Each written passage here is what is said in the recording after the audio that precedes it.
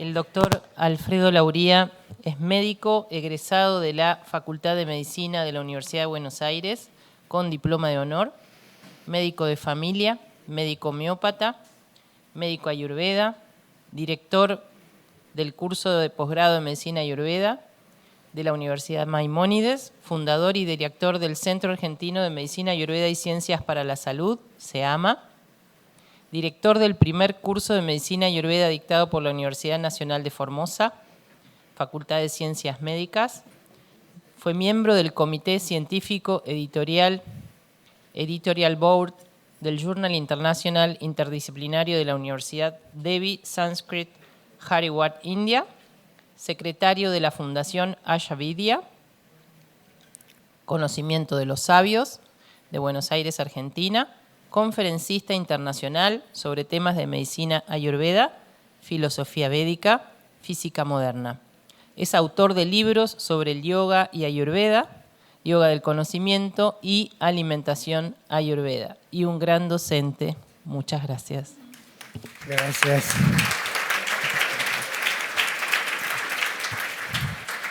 Su presentación se titula La nutrición, la mente y la conciencia.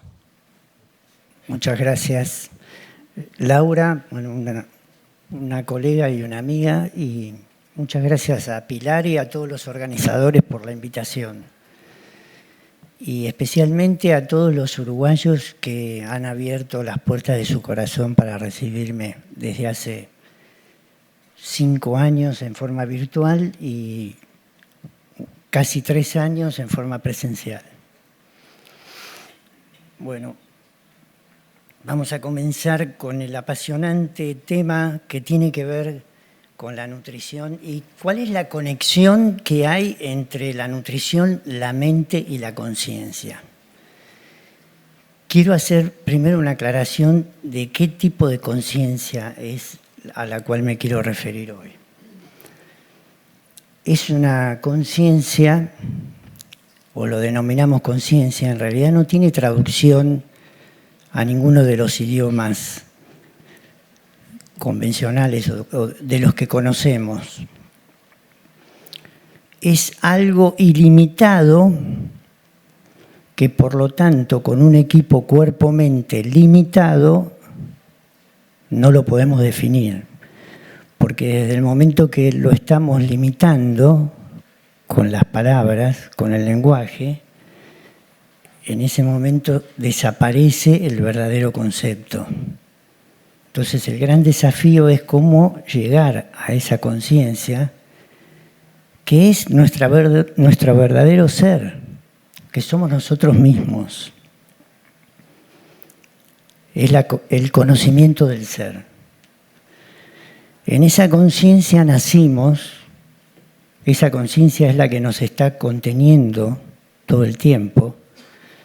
A mí me enseñaron en India que el Veda, que es el gran cuerpo de conocimiento, de donde surgen todas las ciencias védicas, es el gran útero en el cual estamos todos viviendo. Y hay una deidad que tiene que ver con la creación y que sostiene la creación, que se llama Vishnu, que desde la mitología y desde la historia dicen que nosotros somos el sueño de Vishnu. Vishnu está en una caracola, en una posición acostada sobre el lado derecho, le están haciendo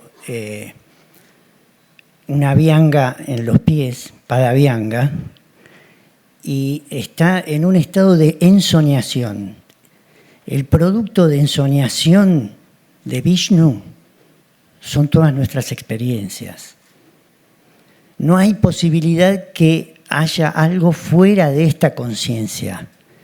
En esta conciencia nacemos, nos reproducimos, nos alimentamos, vivimos miles y miles de experiencias, aprendemos y en esa conciencia también vamos a morir.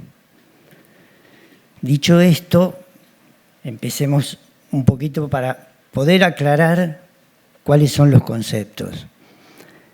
Y me quiero referir a algo que muy importante. El Ayurveda tiene dos aspectos que tanto nos pueden enfermar como nos pueden sanar. Y esos dos aspectos tienen que ver con la alimentación y con la mente. O sea que tanto la alimentación me puede enfermar como me puede curar. También hay una de las leyes de la Ayurveda que dice: tus alimentos son tus medicamentos y tus medicamentos son tus alimentos. Esto figura también en la medicina hipocrática. De acuerdo a los tiempos, se supone que Hipócrates lo tomó de la medicina ayurvédica.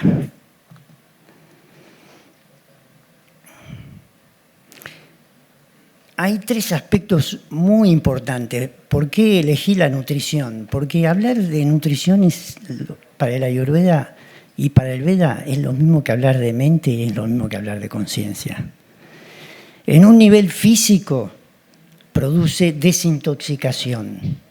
Lo utilizamos como una herramienta de desintoxicación para volver a equilibrar el holobionte, todos los sistemas integrados. En un nivel de la mente, como muy lindo explicó la doctora Beatriz, la purificamos. Es un proceso de purificación a través del Buddhi, como lo mencionó la doctora Beatriz, que es el guardián de las latencias o de las memorias de Chitam, y hay técnicas y prescripciones muy precisas para lograr esa purificación. Y a nivel de la conciencia, o sea, cuanto más fortalecido tengamos nuestro vehículo o nuestro complejo cuerpo, mente y sentidos, más podemos alcanzar la gran meta que propone la Ayurveda, que viene de la ciencia védica, que es moksha. Moksha es la liberación del sufrimiento. Y hay una sola causa de la enfermedad, digo yo siempre. La causa primordial es avidya, es la ignorancia fundamental. ¿Qué es la ignorancia fundamental? Es no conocer que yo soy esa conciencia ilimitada. Esta conciencia a la que me refería al principio nunca nació, por lo tanto nunca va a morir. Estaba antes de que yo tuviera un cuerpo físico, está acompañándome y sosteniéndome mientras yo estoy transcurriendo en esta encarnación, y va a estar después que yo me quite las vestimentas y deje de tener un nombre, una forma y unas funciones, va a seguir estando ahí. Vuelvo a reiterar el aforismo que la doctora Beatriz lo mencionó: alimento es todo lo que entra por los sentidos. ¿Por qué puse estos aforismos? En Ayurveda, el alimento y el comportamiento, o sea, el karma, dicho sea de paso, como describió la doctora Beatriz, el karma surge de los vritis, de los pensamientos. Y el núcleo o la ki, la llave del karma son las intenciones. La intención es lo que dispara la palabra y la acción a nivel físico, porque hay tres tipos de karma: el físico, la palabra y el mental, que tiene que ver con la intención. El más importante es el mental. Hay que revisar las intenciones cuando generamos karma. El karma tiene causa y efecto. Nosotros somos responsables de la causa si revisamos y somos conscientes de la intención, pero no podemos controlar el resultado, porque ahí entran una serie de variables que explica el Veda y que es un poco largo como para explicarlo en un congreso. ¿Por qué elegí estos aforismos? Porque hoy tenemos y le damos la bienvenida a las neurociencias. Las neurociencias están dando un aval científico, como comentó el doctor Fierro, el cerebro del corazón, 40.000 neuronas que están ubicadas en el corazón. Los neurocientíficos descubren que la conciencia y la mente no están en el cerebro. Primero, que el concepto de Oriente, del Veda, de la mente, es un concepto no físico. No es una sola mente que la tenemos dentro de la cabeza. Es muchísimo más amplio. Y la conciencia, junto con los componentes de la mente, como los describió la doctora Beatriz, un instrumento externo y un instrumento interno, tienen su lugar y el epifenómeno está en el corazón, en realidad está en el chakra cardíaco, no solamente en el órgano físico, pero los neurocientíficos descubrieron esto. Entonces yo tomé muchas cosas de un curso de actualización en alimentación desde las neurociencias y me encontré con algo que realmente me emocionó. Ellos dicen que los mecanismos involucrados en la elección de los alimentos tienen que ver primero con la sensorialidad.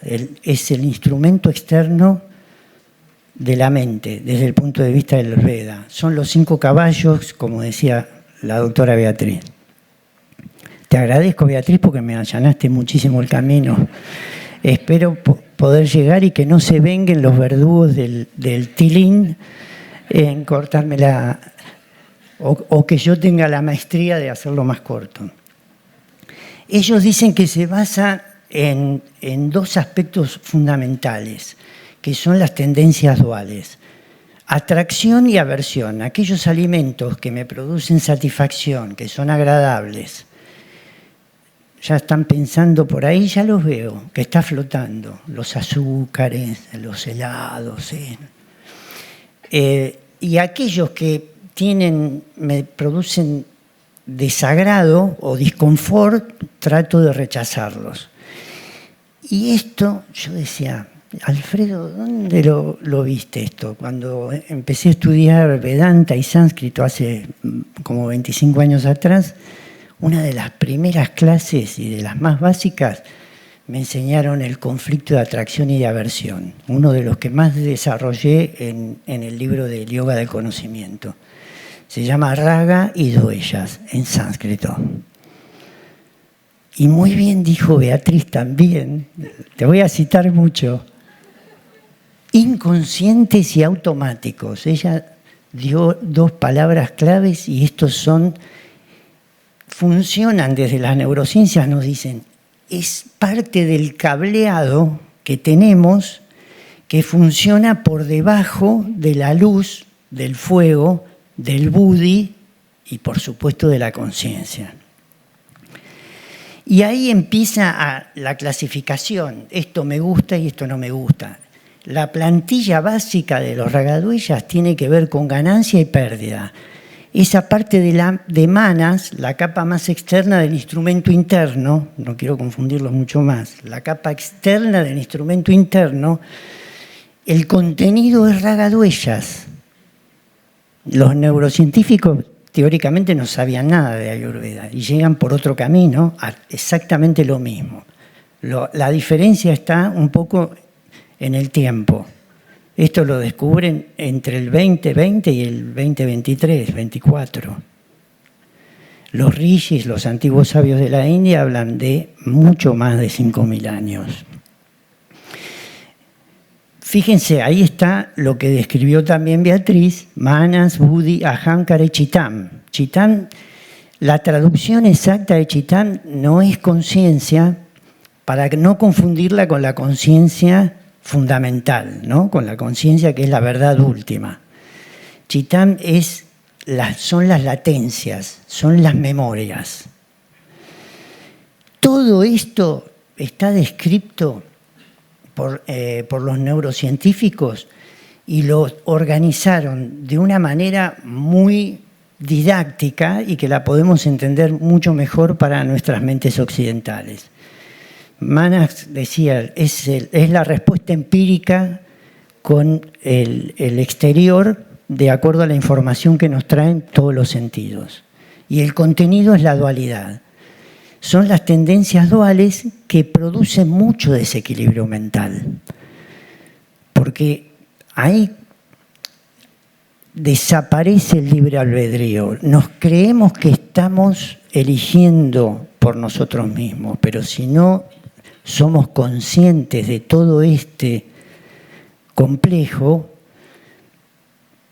no somos totalmente libres de estar eligiendo. Lo estamos eligiendo desde el punto de vista de esta dualidad. Y ahí describen algo muy interesante, que es el sistema neuroendocrino de recompensa. Estos son los motores que se ponen en marcha cada vez que yo veo un alimento o siento la sensación de hambre. Y digo, y ahí hay un salto en la mente que dice la toma de decisiones. ¿Desde dónde elijo qué comer y qué no comer? Y el sistema de recompensa premia aquellos alimentos que me dan satisfacción, que me dan contentamiento, y castiga con la aversión y con el rechazo a aquellos que no me gustan. Uno está relacionado con el placer, con el deseo, pero que me lleva al aferramiento dual y que me lleva a las pasiones y me lleva al apego, y un paso más allá me lleva a la adicción.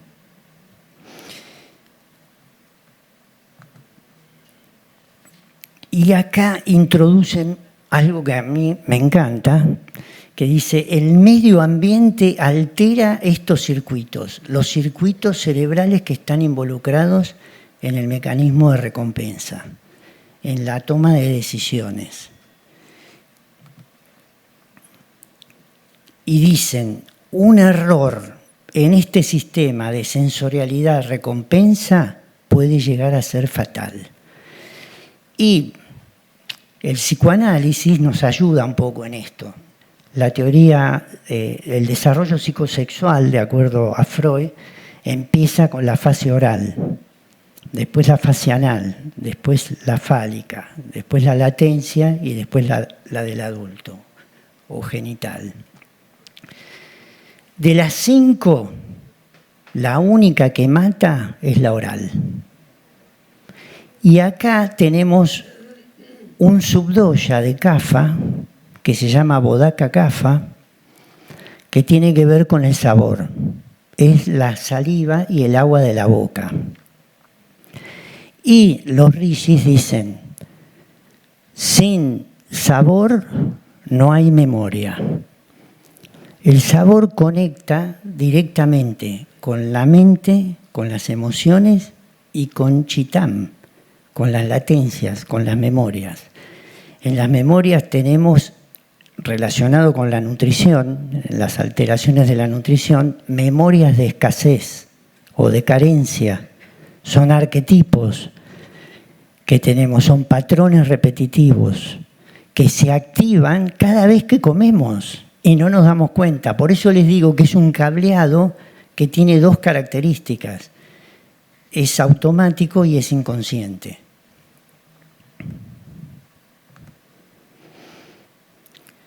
Y hay, bueno, los estímulos supranormales son la cantidad de estímulos que nosotros recibimos en una sociedad como esta y del marketing gastronómico. Es una cantidad tan alta que nuestra homeostasis, nuestro sistema fisiológico no lo puede llegar a procesar. Se produce un desborde. Y ahí es donde los ragaduyas toman la posta. El ego o el egocentrismo, las emociones conflictivas, los patrones kármicos y la ignorancia son los 4 obstáculos para que yo pueda conocer mi gen espiritual o esta conciencia ilimitada. fíjense lo importante. Todos los circuitos cerebrales, que se llama el adipostato, son los que regulan el consumo de alimentos y el gasto energético. Fíjense todos los factores que incluye la neurociencia. La memoria, la cultura, la recompensa y la gratificación y las emociones se los puse con flecha roja por algo. Rasa es una palabra en sánscrito que se traduce como sabor, pero rasa también quiere decir sentimientos o emociones. Es más, el alimento primero impacta sobre la mente, sobre las emociones y sobre las memorias, y luego se digiere y se metaboliza a nivel del cuerpo físico. La cultura y la memoria es el medio ambiente y el vínculo integrado que tiene el hombre, el doya, con la naturaleza. Y funcionan de una manera exactamente coordinada e integrada.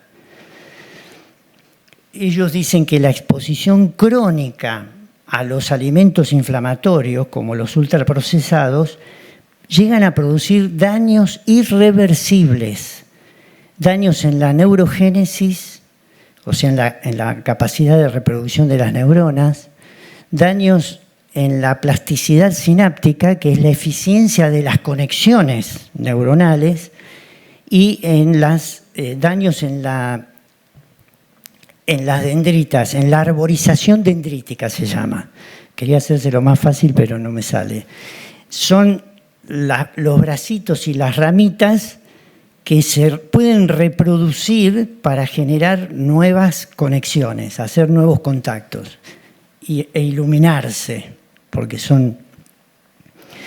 Bueno, y los ultraprocesados los conocemos, cualquiera los puede buscar, nos rodean, es como la conciencia está afuera, está dentro, está en todos lados. Y a su vez, el sistema de recompensa tiene dos vertientes o dos aspectos muy importantes. Uno que es el biológico y biográfico, que es mi historia y mi biología, que es homeostático. Y el componente hedónico o cultural, que tiene que ver con la búsqueda de alimentos que generalmente son de alta palatabilidad y alta disponibilidad. Esos son los dos componentes importantes. Y dicen que de los dos el más importante es el hedónico, es el cultural. Es donde nos educamos, donde tenemos la memoria de nuestra infancia, cuando la abuela o la madre nos daba la sopita con una canción y con un besito. La valencia afectiva positiva memoriza esa acción y la guarda en Chitam. Y se está activando todo el tiempo cuando vamos a comer. Dice que puede desencadenar la ingesta en ausencia de una necesidad biológica. ¿Cuántas veces comemos porque o es la hora o porque se me cruza algo, algún displacer o algún disconfort o alguna compensación afectiva que no puedo lograr por otro camino? ¿Cuántas veces nos pasa eso? Y dicen que estos dos núcleos, la naturaleza y la biología, son totalmente integrados. Y la mecánica cuántica dice, el hombre es coorganizador de la naturaleza o del medio ambiente, y el medio ambiente es coorganizador del hombre. Son interdependientes, no se los puede separar. Y ahí hay una frase de Jiddu Krishnamurti y David Bond, que hay los invito a que las vean, en YouTube están las entrevistas, no tienen desperdicio, que dice: el hombre y la naturaleza son una totalidad indivisible. Y eso ya lo había dicho la Ayurveda hacía muchos años. Y acá quiero citar a una antropóloga argentina que tiene uno de los mejores libros sobre alimentación, que se llama Una historia social de la comida, se llama Patricia Aguirre ella, y dice: el gusto no es subjetivo, es una construcción social.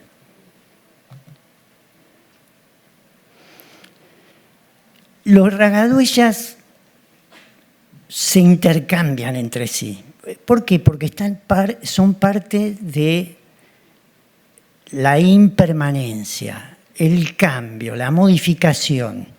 La conciencia de las que yo le hablé y a la cual tenemos que llegar todos, no sufre modificaciones, no se puede mejorar, es lo que es. En cambio, los ragadueyas están todo el tiempo sujetos a cambios. Entonces, lo que me gusta y lo que no me gusta.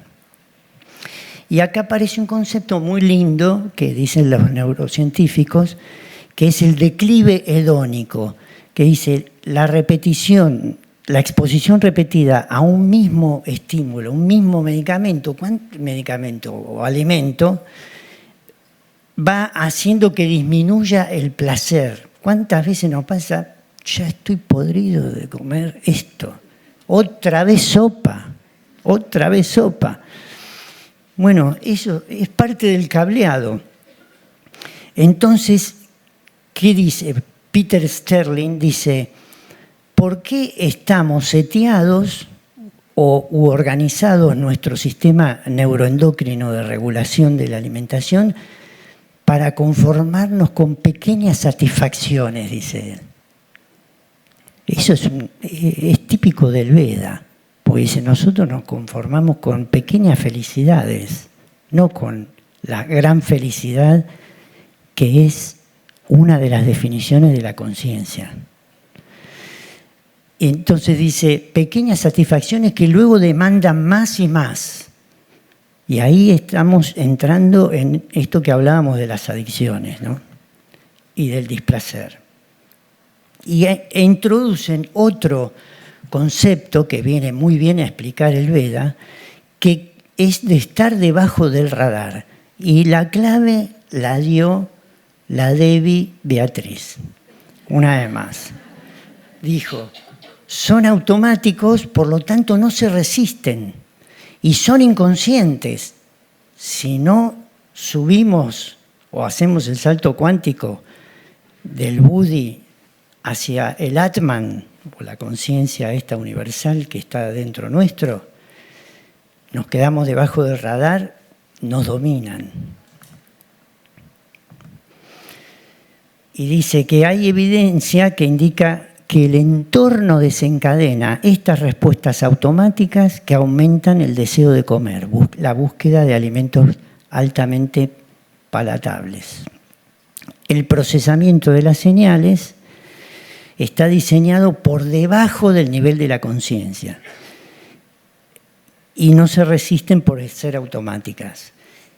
Y acá llegué a un momento del curso que me empezaba a surgir como una frustración, porque ellos dicen, plantéense qué es lo que le dicen a los pacientes que vienen con un tema, por ejemplo, de obesidad y de riesgo cardiovascular aumentado. Haga prohibido esto, prohibido aquello y puede comer esto, esto y esto. La mayor parte de los pacientes cuando empezamos con las dietas te dicen, no puedo comer nada. No me dejó nada para comer. Y ellos dicen, esas son balas de plata.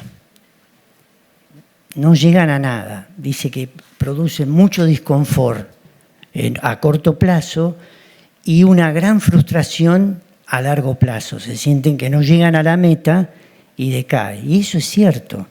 Lo mismo pasa con la utilización de la vía molecular a través de medicamentos. Pero no nos angustiemos. Yo me dije, no, Alfredo, no te vayas a frustrar. ¿Qué podemos hacer desde el Veda y desde la Ayurveda? Un poco como decía también el doctor Fierro, tenemos el conocimiento de la medicina convencional o moderna, pero estamos abiertos a estas nuevas vertientes que nos abren la cabeza. Eso es lo que yo espero hoy. Y lo otro que les quería decir era que espero que esto sea iniciático, porque el primer paso para purificar los ragadvesas, que en realidad lo que se dice en Vedanta es, se neutralizan los ragadvesas, pero el primer paso es conocerlos. Si vos no conocés qué es lo que tenés que cambiar, nunca lo vas a poder cambiar. Y acá enuncié algunas de las, como una especie de conclusión. Los circuitos cerebrales y los mecanismos automáticos generados en el llamado mecanismo de recompensa y el sistema cognitivo en su totalidad habían sido ya descritos de una manera muy detallada y muy precisa. También vieron como describió la doctora Beatriz. Instrumento externo, instrumento interno. Tenemos un bagaje enorme, fuimos bendecidos con esa mente. El Veda enfoca siempre al hombre y sus memorias en unión indivisible e interdependiente con el ambiente y la cultura. Por lo tanto, trabaja sobre las causas y condiciones y no sobre las consecuencias o los efectos. Que la mayor parte de la medicina moderna está enfocada en los efectos, en las consecuencias. En los síntomas no están las causas. Los síntomas son la consecuencia de esta ley kármica. Y la mente, desde el punto de vista védico, es un concepto no físico, que se puede entrenar y puede cambiar. Y acá viene la esperanza ante esa, entre comillas, frustración. Entonces, ¿cuál es la solución desde el Veda? Es la conciencia. Es entrenarnos para llegar a conocer esto. Esperen que se me... ¿Por qué? Porque yo les dije, el sabor está conectado con el sistema cognitivo y con las memorias. El sistema cognitivo está integrado al complejo mental, es el antakarana. Recordar nuestra verdadera esencia, conciencia y existencia pura e ilimitadas, es la única solución que queda. Es un camino difícil, muchos dicen es el camino de las lágrimas, pero es el que vale la pena y es el que aporta el Veda. Y para terminar, una frase que tiene que ver con cómo también llegar a instalarme en esa conciencia. La compasión, como el Dharma, es la esencia y el camino hacia la liberación del sufrimiento. Es el logro de la felicidad ilimitada, de la existencia ilimitada, que ya está lograda y no la tengo que ir a buscar a ningún lado. Eso es lo que verdaderamente yo soy. Muchas gracias.